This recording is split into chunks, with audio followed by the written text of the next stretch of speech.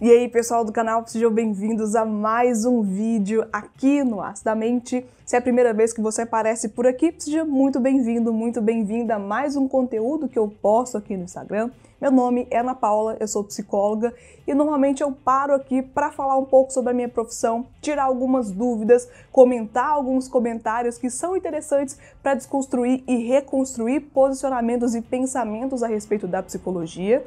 Sempre com esse intuito de tirar dúvidas e trazer a psicologia como ciência e profissão mais próximo de você, que eventualmente pode ter alguma dúvida ou alguma sugestão também para falar sobre esse tema.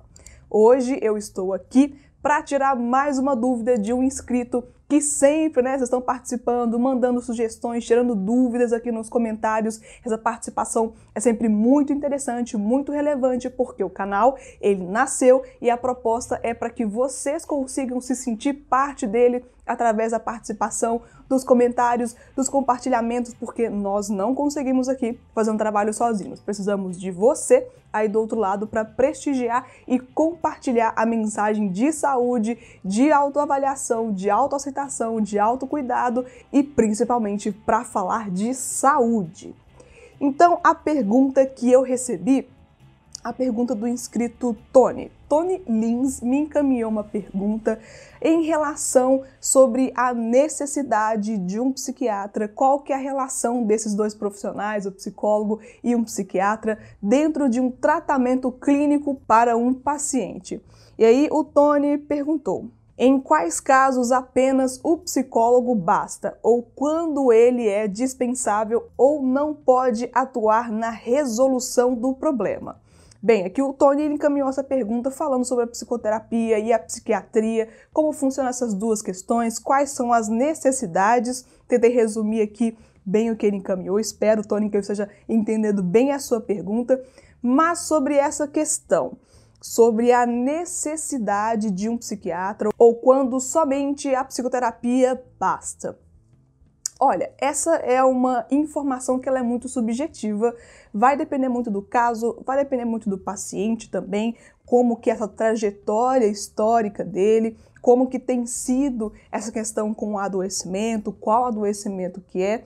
Então eu vou falar aqui de uma forma bem geralzona, isso não quer dizer que para o seu caso ou para o caso de uma outra pessoa pode se enquadrar. É claro que é necessário ter um contato com um psicólogo ou com um psiquiatra, qual você quiser primeiro, mas é importante entender quais são os trabalhos, as funções desses dois profissionais separadamente. Quando um paciente chega para a gente no consultório de um psicólogo para tratar algumas questões que são pessoais, seja um adoecimento, seja um luto que esteja passando, uma perda que aconteceu, uma mudança muito grande na vida, seja para decidir tomar uma escolha, seja para entrar numa faculdade, mudar de emprego, alguma coisa relacionada ao seu relacionamento amoroso, casamento, por exemplo, ou então alguma outra questão de um adoecimento, uma depressão, crises de ansiedade, síndrome do pânico, qualquer uma dessas questões que aparecem para nós no consultório, é importante avaliar os sintomas.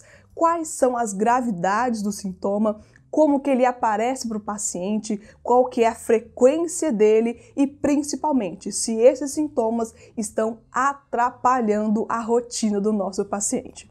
Nós temos essa necessidade de avaliar, acima de tudo, se esses sintomas, se esse adoecimento ou se essa questão momentânea, essa crise momentânea, está atrapalhando o paciente a ponto de prejudicar o seu cotidiano, no trabalho, nos estudos, com a família, tirando o cuidado pessoal, tirando a sua rotina, porque a rotina ela pode ser chata, mas sim, ela é muito importante para manter essa estrutura, para manter a gente equilibrado e para que a gente consiga fazer as nossas coisas normalmente. Então é por isso que eu digo que é muito importante ter a noção desses sintomas. Quando os sintomas atrapalham a vida do paciente, e aqui eu estou falando de atrapalhar em nível de comprometimento da qualidade, é claro, gente, que um adoecimento, quando tem dor, não é só tomar um remédio que vai passar, não é só tomar ali um remedinho para dormir que acabou o problema. Não é esse o intuito do medicamento. O medicamento ele vem para te estabilizar, para te ajudar a se equilibrar, para aí sim você cuidar daquilo que interessa. Muitas pessoas acabam confundindo, achando que o nosso objetivo na psicologia clínica, é retirar o adoecimento, é retirar a dor. Mas isso nem sempre é o caso. A nossa questão mais principal, mais importante nesse processo é saber o que levou àquele adoecimento. Quando começou a entender esse processo? Porque muitas vezes a gente cuida só do sintoma, mas a causa continua lá e ela vai voltar eventualmente se alguma situação voltar para você e te fazer ficar desestabilizado, com desequilíbrio emocional ou alguma questão que possa te deixar fragilizado. Então cuide daquilo que te faz mal. Não cuide apenas do sintoma, que o sintoma ele vem como forma de alerta quando alguma coisa não está certa. E não é só no alerta que a gente tem que lidar. A gente tem que lidar com aquilo que antes causou esse problema. Dito isso, então eu falo, quando há uma questão, quando há uma situação que você consegue levar com a terapia, quando não há comprometimento da sua rotina, do seu cotidiano, do seu trabalho, das suas funções normais, sim, você pode fazer o seu tratamento psicológico sem a necessidade de um medicamento, sem ser necessário esse psiquiatra, mas esse sentido inverso de só ir no psiquiatra, só tomar o remédio e não tomar cuidado consigo, pode ser muito perigoso, porque, novamente, você não cuida da causa, mas sim cuida do problema em si. E a gente sabe que, eventualmente, ele pode sim voltar. Então, não precisa ter medo de psiquiatra, não precisa ter medo de usar remédios quando necessário e com acompanhamento médico, é claro, mas como eu sempre falo, não deixa de pedir ajuda para um profissional sério, capacitado, competente, treinado para isso. Vai até o psicólogo se você tem dúvidas se é necessário ou não ir a um psiquiatra. Faça uma avaliação, não vá somente com as suas ideias, com seus pensamentos, com aquilo que você leu na internet. Procure um profissional sério para fazer o diagnóstico e o devido encaminhamento para um outro profissional quando necessário. E eu sei que essas divisões, esses objetivos de cada função pode ser um pouco confuso para as pessoas, então mesmo assim, entendendo essa questão de confusão, entendendo que pode ser difícil perceber qual que é a função de um ou de outro, quando deve ir no psiquiatra, quando não deve, não é necessário você decidir isso sozinho. Você pode procurar um profissional para te ajudar a tomar essa decisão se for necessário. Então, Tony, eu deixo aqui essa resposta, eu espero que eu tenha conseguido esclarecer um pouquinho mais sobre a sua indefinição, sobre a sua dificuldade de compreender quais são os limites desses dois profissionais.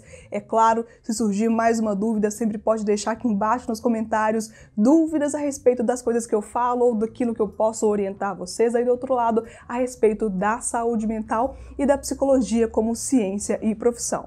Agradeço muito você que ficou aqui até o final, agradeço muito as pessoas que estão sempre aqui apoiando nos comentários, deixando o like, compartilhando o conteúdo do Acidamente, porque a gente só consegue crescer, a gente só tem função, objetivo, quando você participa e quando eu consigo perceber que o conteúdo faz sentido e que tem sim relevância. Muito obrigada a todos vocês e até o próximo vídeo aqui no canal. Tchau!